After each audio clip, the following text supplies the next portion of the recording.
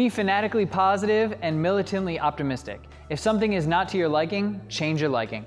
I'm Anthony and I'm going to take you through today's HIIT at home workout. Our first warm-up triplet is single leg calf raises, Cossack squats, and single leg V-ups. So we're going to start with our single leg calf raises. Facing me, we're going to tuck one leg up behind us, lift up on your toe, and lower back down. You can have your arms out to balance, but our goal is to take this nice and slow. Slow up, slow down. I'd rather you slow down and do all 10 in a row without falling or putting that other foot down than just trying to pound it out as quick as you can.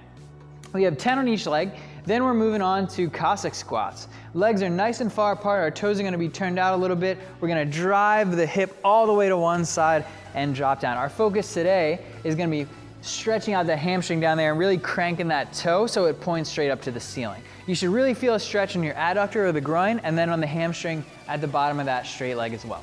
We have 10 reps in total, and then we have single leg V-ups. For this one, we're gonna hold both feet up into the air. You're gonna reach up towards one foot and back down. Good, these are a little bit easier than a double leg V-up because you get a little bit of counterbalance as you go. Exhale as you're going through these moves. Every time you reach, use that compression to build some tension in your core.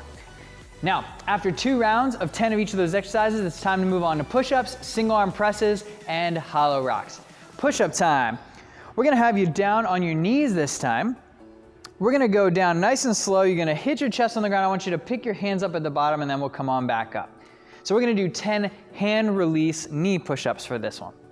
Good. And press. Nice and simple, the body stays nice and tight. Try and be as straight as you can. Then we're moving on to a single arm overhead press. Now we're gonna hold that dumbbell or kettlebell in one hand. You're gonna squeeze your abs, squeeze your glutes, and press that weight up and overhead. There's no real tempo here, but we don't want you to move any quicker than a 2-second eccentric. We want this to be controlled and a little bit lighter so you can afford to increase the tempo a little bit. Face this way for me.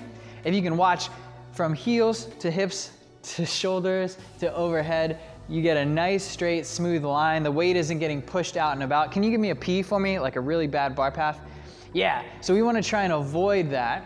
We're going to keep it nice and straight. I should be able to stand right here. She presses up nice and tight. Good, thank you. So we have 10 on each arm. Then it's time to move on to our hollow rocks. So you're gonna lay down on your back, stretch your hands up overhead, and rock forward and back.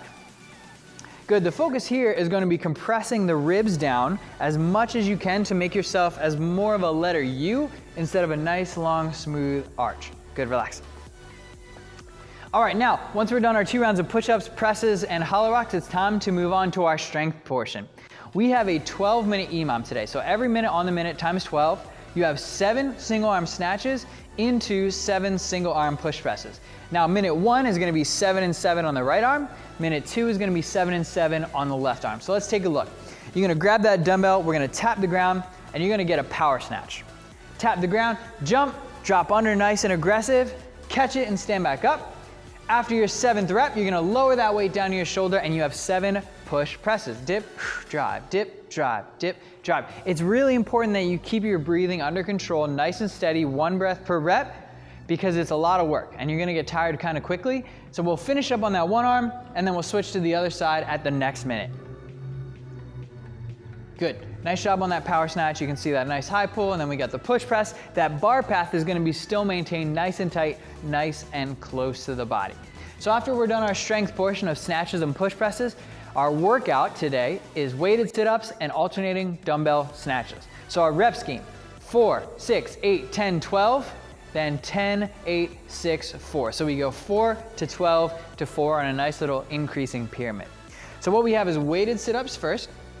We're gonna do straight leg sit-ups today. So we're gonna squeeze those quads nice and tight, squeeze those legs tight together. That weight's hugged onto your chest. You're gonna sit up and lower back down. Good, sit up and lower back down. Nice. Now, as you can see, that weight is pinned nice and tight to her chest. We wanna make sure that weight stays as close as you can to the torso. If you end up letting it come off, that's actually assisting your sit-up. So, right, that's not gonna help you at all. So what we're gonna do is if you find that the weight comes off your chest, just ditch it and put those arms across your chest. Same idea here, roll up nice and slow, roll back down under control as well. Good, relax, thank you. So you got 4 weighted sit-ups, then you're gonna stand up and do 4 alternating snatches. So you have right arm, switch left, switch right, switch left. Good. So it is not 4 on each arm, it's 4 total. So 4 sit-ups, 4 snatches, 6 sit-ups, 6 snatches, 8, 8, 10, 10, 12, 12, and then you just make your way right back down. Enjoy the conditioning, have a great workout, and a great rest of your day.